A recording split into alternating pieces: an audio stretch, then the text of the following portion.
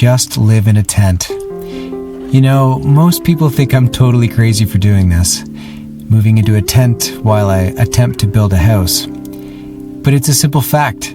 Humanity has lived like this, actually way more rustic than this, for tens of thousands of years. I'm not the first to do this, nor will I be the last. Take one of Canada's recent examples, the woman of Labrador, Elizabeth Goody, the lady who I quoted at the beginning of this video. She lived the old-time trapping way of life in the first half of the 20th century along Labrador's rugged and beautiful coast. Over her life, her and her husband built 3 or 4 homes, hacked out of the forest, had to disassemble some of them, and rebuild them due to bad water. They lived in tents, they lived off the grid, they lived in tiny cabins for most of their lives, while also raising 8 children. These are my role models while doing this, the ones who show me it's possible. It's so important to remember where we've come from. Last week, my amazing axe skills were on full display. I've only ever used a chainsaw to fell trees, obviously, so I'm trying something new as I start again with hand tools. Even though my axe skills aren't perfect, I was getting the feel for it, figuring it out. Now, to all my dreamers out there, these videos are for you. Never let the so-called experts, the know-it-alls, the critics scare you out of doing something. Fact is, we're never prepared enough. And the critics, after all, are usually just failed dreamers. They got knocked down, gave up. So, at some point, we just have to buy the land, we just have to swing the axe, and we just have to live in a tent. Here's a few shots of the river that runs through my land. I didn't show it in the last video, but as I'm checking it out with the drone, it seems to be opening up. As you know, I'm not a carpenter by trade. While I've been just using simple camp tools to start out, the actual build will involve modern tools and other people to help me.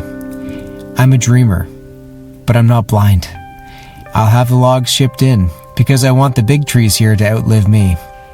I also want to be totally involved in the build process, even though I'm no master tradesperson. It's hard to explain. I just want to endure the process, experience it, learn, and enjoy the final creation for years to come.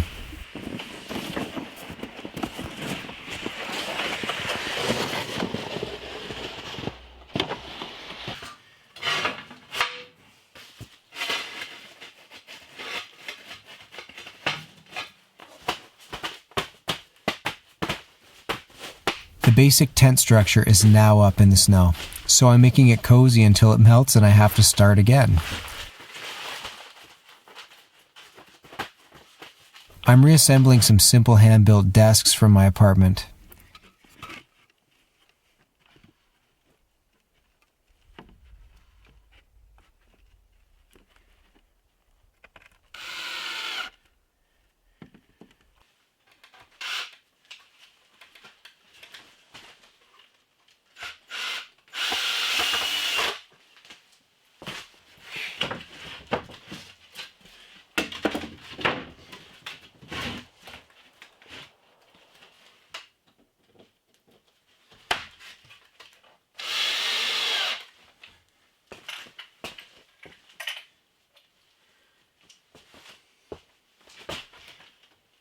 And behold, the everything table.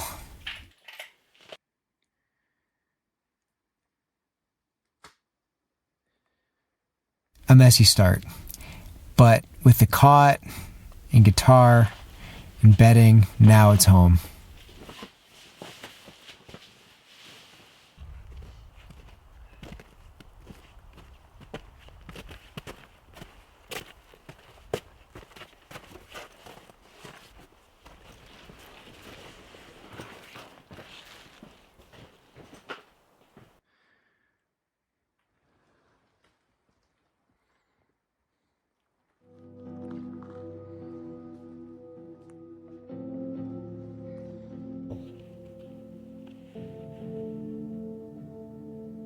One missing piece, if you haven't noticed. I need to tarp this tent. Spring is a messy time of year. Rain and snow and everything in between. I need all the help I can get. Fire first, though. It's always first around here.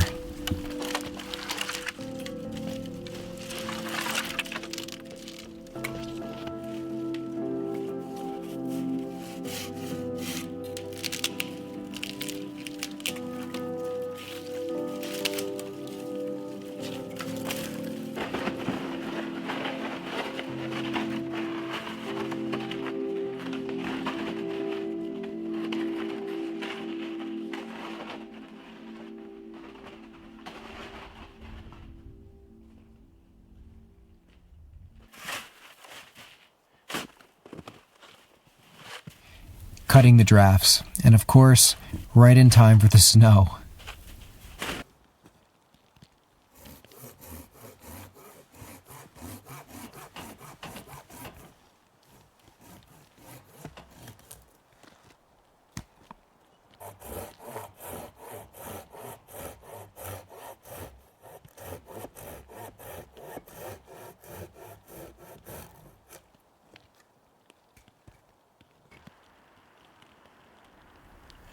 All I really need is a ladder.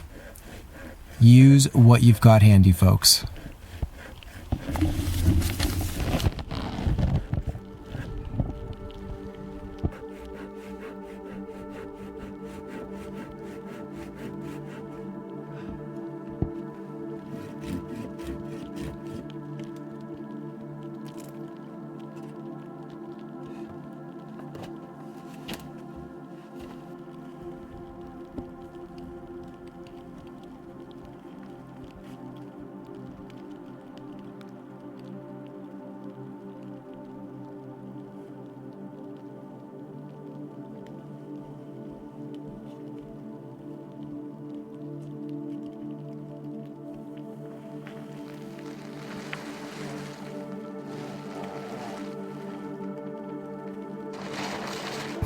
Whoops!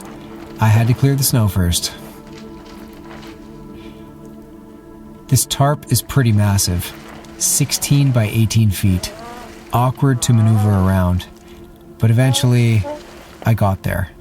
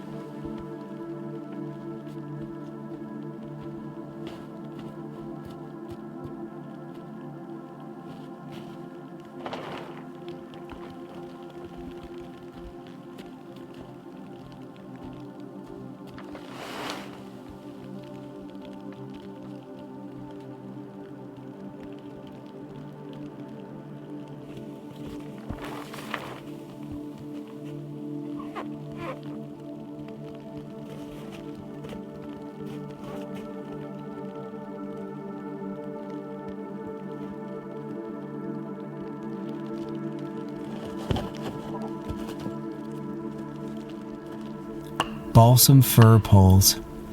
They are really just the handiest wood in the forest. My entire frame and all these spikes are made of them.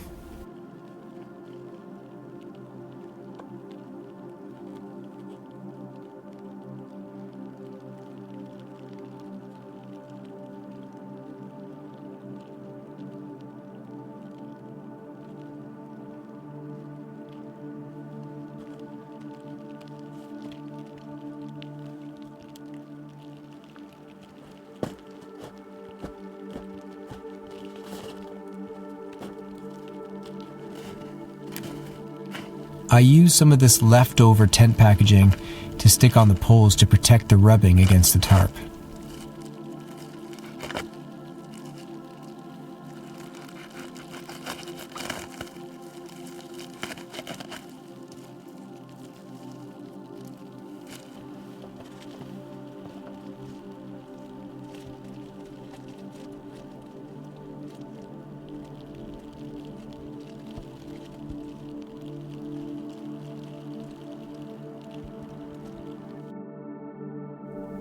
and a perfect little shed in the back.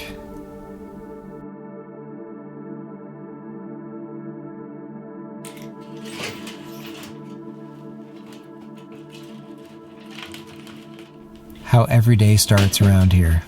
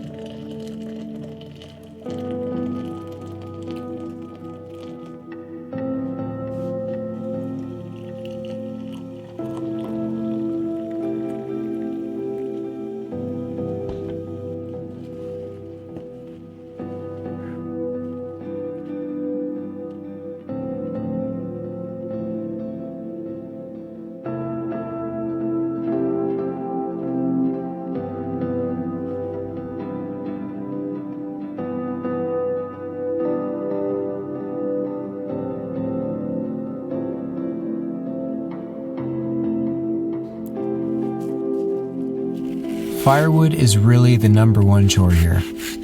You burn it as fast as you cut it. Even as the weather warms, my tent is on snow and it's damp out there.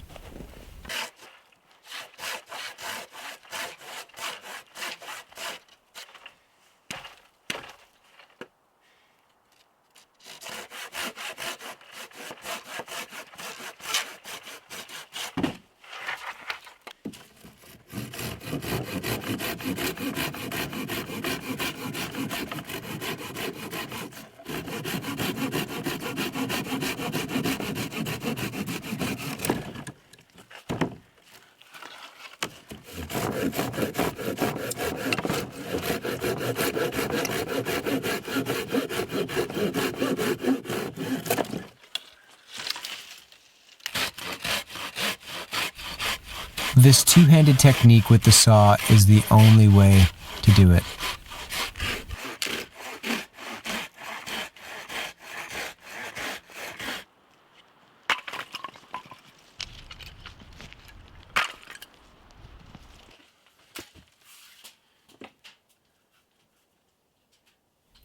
Yes, I've got some luxuries in here. I've been using this awesome USB-powered blender since my first cabin. They can be charged in your car. Perfect for tent life.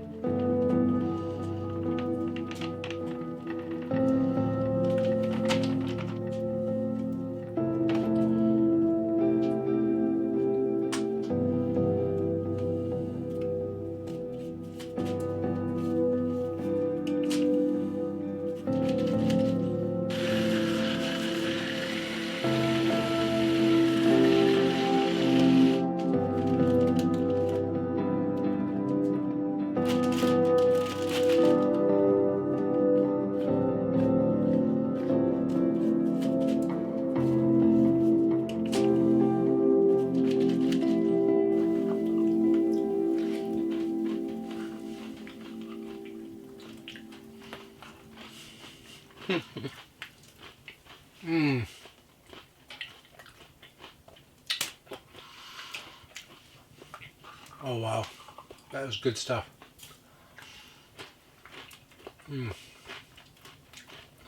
Here's a bunch of items I have with me. Feel free to pause the video if you have to. Everything's in plastic. Well, it should be totally covered in plastic, just to help keep the smoke smell out of it, you know? Because yeah, when you gotta go to town, you don't want to reek, and it gets smoky in here, and you know, And then my other clothes are just under this side here. So these ones, this is all my work wear, my stuff I wear around camp. It's my outdoor gear, all in there. So it's important to keep those separated. So now the question becomes, how do I keep my power packs charged without a big power pack system or a generator?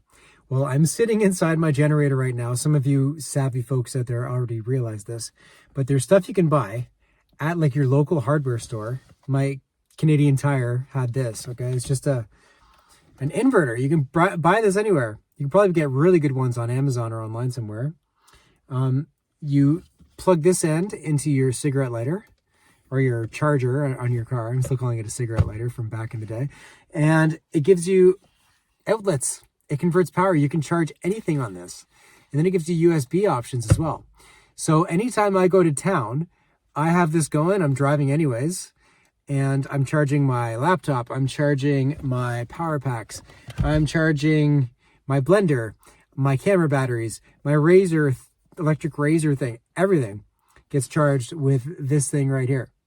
So I don't need a generator. I mean, it would be a lot more convenient to have a generator or a Jackery or solar, but I'm going bare minimum here. And this is all you need. This is like $60, $70. So instead of buying a $700 generator, I have this.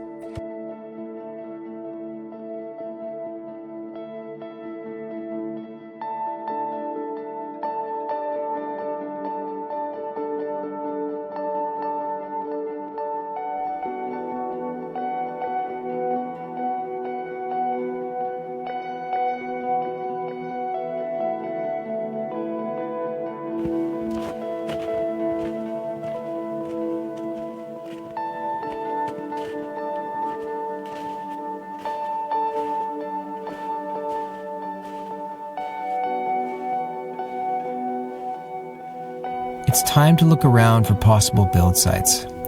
Based on budget, my plan may change. But with this sort of a project, you have to be adaptable. So what I'm doing out here is trying to figure out like where could a house go now, because my original spot is very far back there. It might just have to be for the log cabin I'm going to build after the house is done.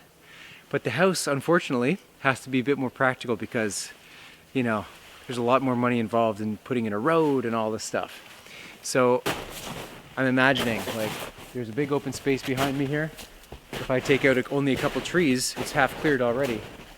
The house could go there. And then where my tent is, you can see a bit of the roof here. You know, there's more extra space. I could do a big circle right here. So I'm just going around figuring out other options because my main option might not work in the end. It might have to be the cabin spot, which I'll basically live at anyways, I think. So.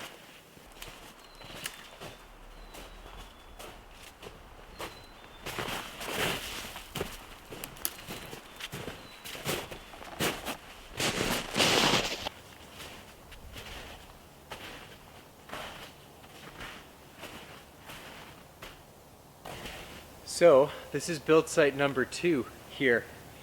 It's farther in off the road. The first one's about 150 meters off the road. This one's probably 250 meters off the road. Means more money for the driveway, but it means more privacy. And it's a natural clearing here, so it means it'll be less work to do stuff to clear and less trees to take out in the end. It's a great spot. They're all great spots, you know? Not as practical as the first one, but more practical than the one we're about to go to next. So it's all good in here, especially on a day like this. Wow. I'm loving this walk.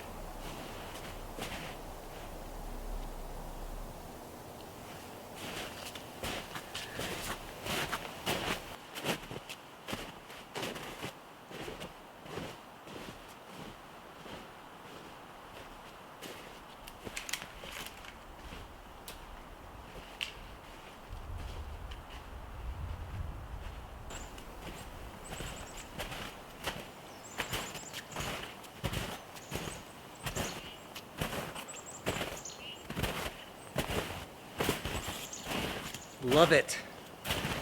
This is the main build site here, which I dreamed about when I did my first video when I said I bought the land. I dreamed about this spot right here.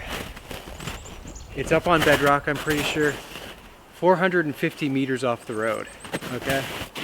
Super far back. Not that my road is actually busy, but still, that much more space from neighbors, that much more privacy. I love it here. Now the reality of it is, it would cost something like upwards of $70,000 to put a road in back here. I can't spend that on a road, thank you very much. I have to get to the bottom of the details still. Is it a rough road? Is it a great road? Like, what we're talking, but a standard thing to get machines in is something like 20 to 30 feet wide. Straight shot back, you know? All the stumps gone, all the holes filled, gravel, the living layer removed. Oh. So, I don't know. If I don't need to get a perfect road and I have to pay far less than that, maybe it'll work, but it's starting to dawn on me that this is going to be my cabin spot. I'm building a house, but as I'm clearing the trees, I'm going to be saving the good logs for my next thing, for my cabin, which is going to probably go right here, where all my music creation is going to take place. My getaway spot. I'll probably just live here and I'll leave the house empty, I don't know, but I love this spot right here. And beyond me is a river that runs through the property. Probably another 100 or 200 meters down the way. So it's a bit of a walk, but you're closer to it, you know? So I love this spot, folks. It's just a special spot, you know? It's just expensive to get to. But not all is lost. A cabin could be here, so I'll give you a shot of it now.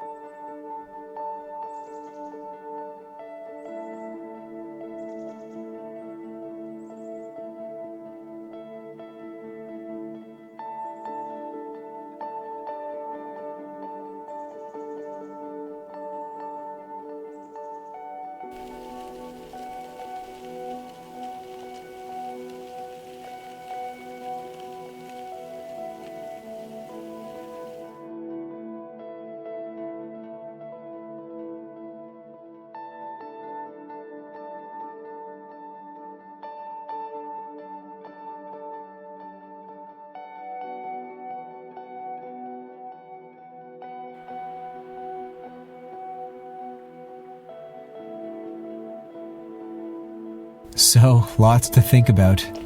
But after that walk, I was pretty hungry. I'll show you my go-to staple meal around here.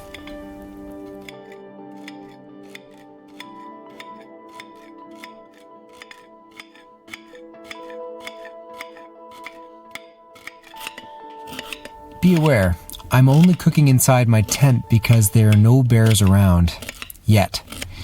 They're all asleep. But I'm sure they'd probably love my lentil stew. It's a classic. It's affordable, bountiful, hearty, and tasty.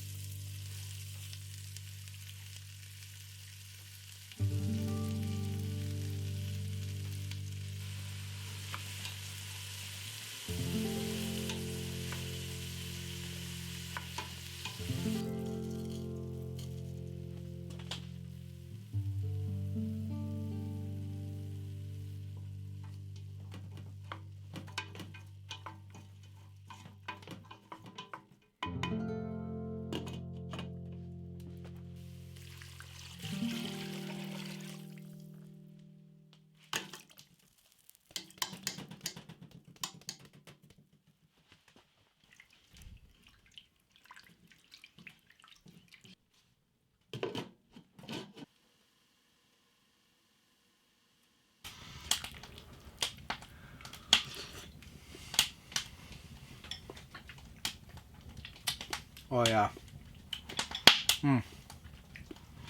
Yeah. Living is getting better in here. That's for sure.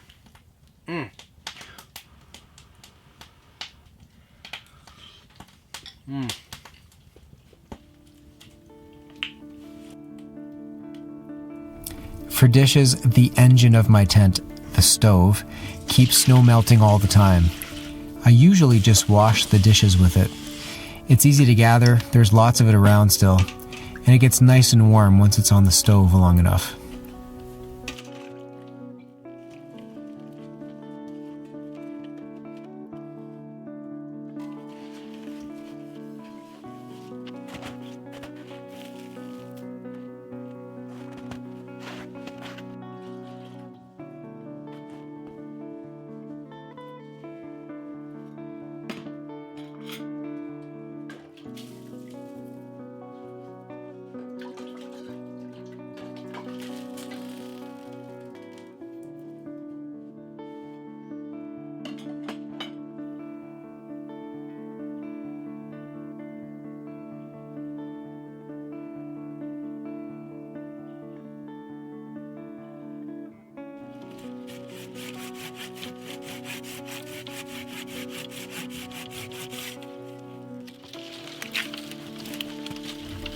One thing missing from my tent is a place to hang my clothes. So, I'm just going to make a simple clothes rack out of maple saplings. Make sure you cut them where there's lots of competition. You'll allow the others to flourish.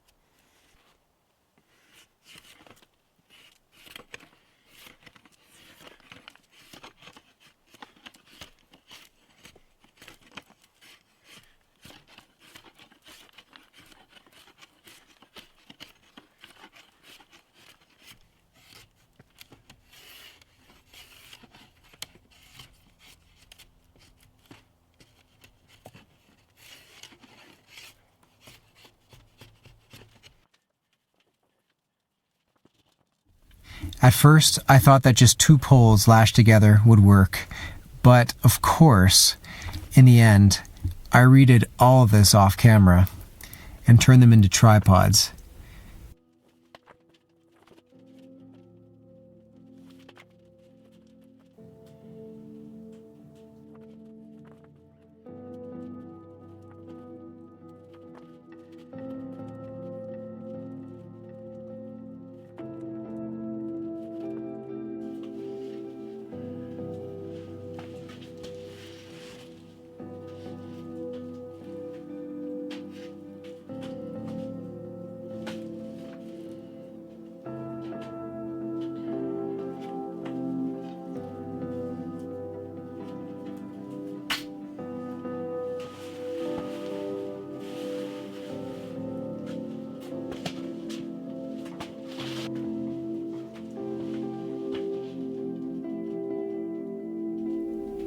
The end result was actually a pretty nice clothes rack. I'm going to keep this around for a while.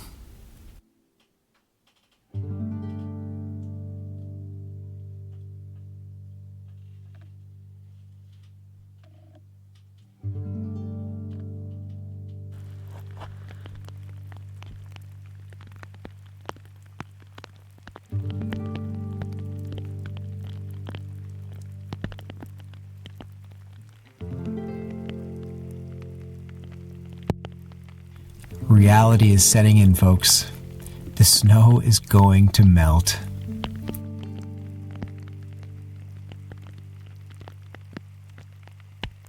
Just to give you an idea of what the floor is like, I don't know if you can tell, but close to the stove there, it's starting to sink down, like it's sinking big time. And you can see the gap separating there.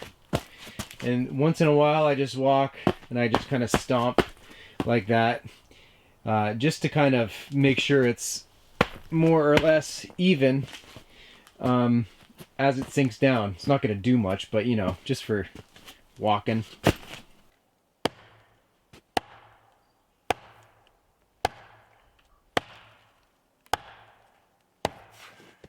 I'm adjusting the tripods, hoping they'll dig into the ground a bit.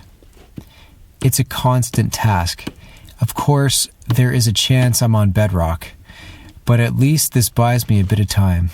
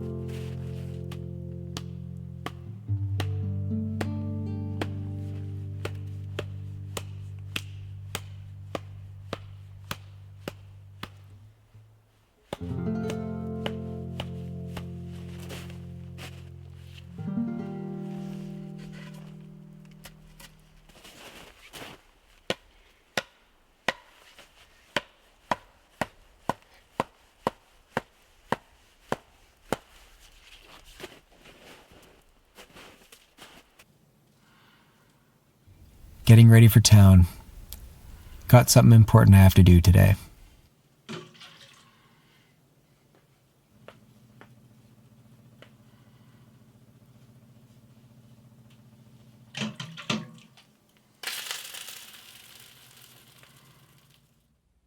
So, I have come out of the forest, come to the township office, and I am getting my entrance permit. And I also got a bunch of information on building permits today.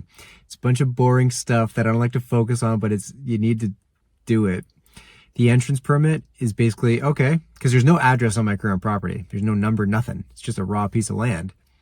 So once I get this entrance permit and pay the fee, they will give me an address, and I'm allowed to put a road in there or a driveway, whatever I want to do. So I'm just getting this done early now so I can actually get the ball rolling with everybody. So as you can see, I've got papers here in front of me, and I'm just doing my homework in the car, and I'm going to hand it right back to them and then probably pay the fee that they asked for. I have acquired the entrance permit. Mission accomplished. Life is good. I paid like $500 for this. Crazy. Over $500. But now all the fees are going to start for me. Like, as I've told you, I'm spending all my money doing this, and it's little things like this that help eat away at that money you have. So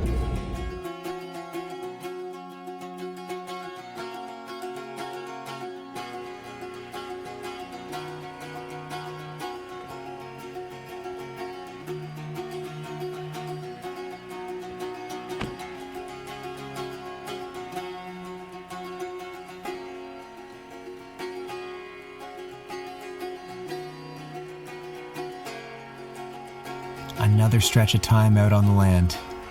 It's been another great week. This week I have to get back to my old apartment and finish selling it. So I may not post a video next week, but keep checking back. It's always good to see you. Until then, to all my dreamers out there, just go for it.